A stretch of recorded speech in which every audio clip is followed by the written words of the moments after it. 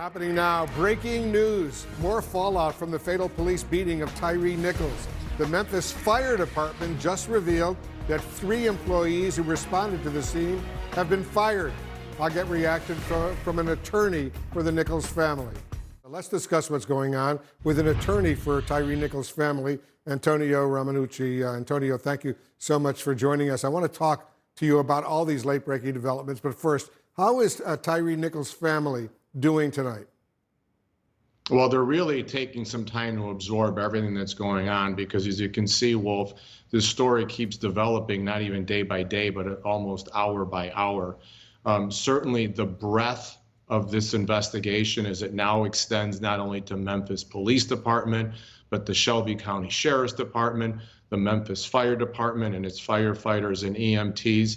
This is just such a gross collapse of the system that we're supposed to trust that it really is unspeakable. And they're trying to absorb all of this. Mind you, they're trying to absorb all of this, why their son died, why a family member was taken away from them in this situation.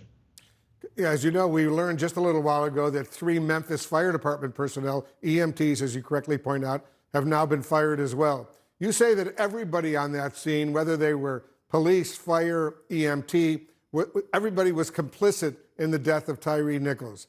Are you calling for others to be fired and potentially criminally charged? Absolutely. And let me tell you, when I saw the video 1 week ago today, you know, clearly, just like everybody else, I was appalled at what I saw. But I saw really 3 events taking place. The first encounter with the police, the second encounter with the police, and then the third one with the people that were supposed to try and rescue him, the firefighters and the EMTs. And I've said from the beginning, Wolf, everybody on that scene was complicit in this man's death. In one way, shape, form, or another, somebody failed Tyre Nichols. They either failed him by using excessive force, they failed him by severely beating him, they failed him by not intervening, they failed by not rendering aid. In what humanity, what world do you leave somebody who is in agony and pain and clear distress, laying on the ground for 20 minutes, knowing that he has sustained injuries that will likely cause death? So, as you know, the 6th police officer in Memphis has been relieved of duty, but the district attorney won't say if this police officer will actually face criminal charges. Based on what you know, Antonio, about his involvement, do you think charges are in fact warranted? I think charges are warranted, and here's why. We know what his words were. They wanted to stomp him. I won't say the whole phrase for the benefit of the viewers, but he said, I hope somebody stomps him.